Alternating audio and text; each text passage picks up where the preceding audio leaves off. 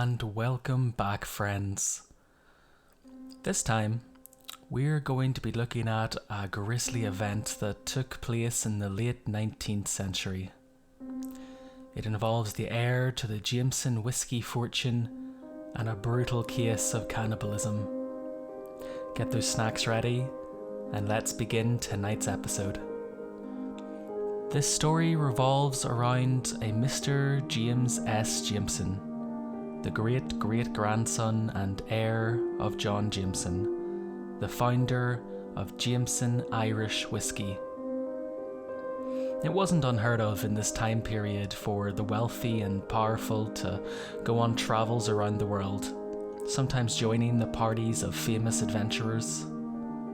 It was then in 1888 that James Jameson joined the Eamon Pasha Relief Expedition, which was led by the famous explorer Henry Morton Stanley, who was famous for exploring Central Africa, especially the Congo region, and for rescuing the famous missionary and explorer David Livingstone, previously in 1871.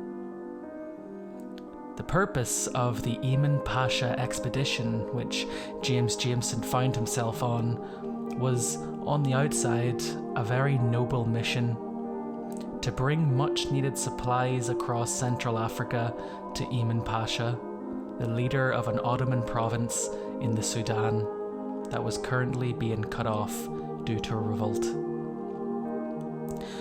However, the expedition had another more sinister motive: to annex land for the Congo Free State. Now, I won't go into much detail on this as it's worthy of another video entirely. However, I feel it's necessary to understand this rather unknown piece of history. The gist of it is the Belgian King Leopold II created the Congo Free State in 1885 as his own personal possession. He gained this land by brutally seizing it, committing many atrocities along the way to its native population in a bid for control. Now, numbers vary, but as many as 15 million people would die in this process. Now back to the story at hand. During the expedition, a horrible crime took place. There are varying accounts of what took place, however, they all agree on the major themes. And this is what happened.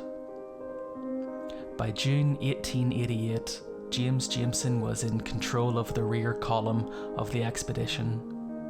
They were in a trading post in the Congo called Riba Riba. This area was known for its cannibal population. Sources agree that Jameson was working directly with a man called Tipu Tip, who was a famous slave trader in the area. Now, according to a man called Asad Farhan, who was one of the translators on this expedition and our main source for this story, Jameson expressed interest in seeing cannibalism for himself firsthand. What happened next is quite disturbing. Tibu spoke to the chiefs of the local village and came back with a 10-year-old slave girl, who Jameson paid for with 6 handkerchiefs. The chiefs then said to their villagers, "This is a present from a white man who wishes to see her eaten." Mr. Farhan then goes on to describe the events which followed. The girl was tied to a tree. The natives sharpened their knives. One of them stabbed her twice in the belly. In Jameson's own personal diary, he wrote stating, 3 men then ran forward and began to cut up the body of the girl. Finally, the head was cut off, and soon not a particle remained. Each man took his piece away and went down to the river to wash it. Both of these accounts agree on one thing fully: the girl never screamed during the ordeal. Jameson writes, "The most extraordinary thing was that the girl never uttered a sound, nor struggled until she fell."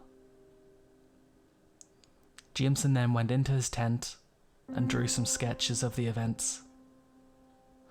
Now, I decided during editing not to include a picture of these, as they really might be disturbing to some people, but they are out there and are easy to find if you're interested, but I did warn you. The third account of the events comes from the wife of Jameson, years later. However, by this stage, it's clear that they're trying to downplay the events, writing that Jameson went along with the proceedings and either didn't fully realise what was about to happen or didn't actually believe that the villagers would in fact kill and eat a child, and that it was all some sort of a joke. However, what this account fails to explain is why the slave was bought for 6 handkerchiefs, a strange amount that would have needed to be acquired, and also why Jameson felt the need to sketch the murder that he witnessed. Regardless, there would be no real outcome from this, and justice was never had. By the time tellings of Jameson's misconduct would reach Henry Morton Stanley, Jameson was dying from a fever he had contracted, and the whole ordeal was hushed up, with help from Jameson's family and the Belgian government, who themselves would continue their atrocities in the Congo until around 1908, when news of Belgian abuses in the Congo became known in Europe. With pressure from Europe, King Leopold II gave up his personal control of the Congo, and it instead became a Belgian colony. And there we have it, everyone. A very dark event in history. I really hope you enjoyed this episode, and I really hope you'll join me for the next one. Until next time, everyone. Bye for now.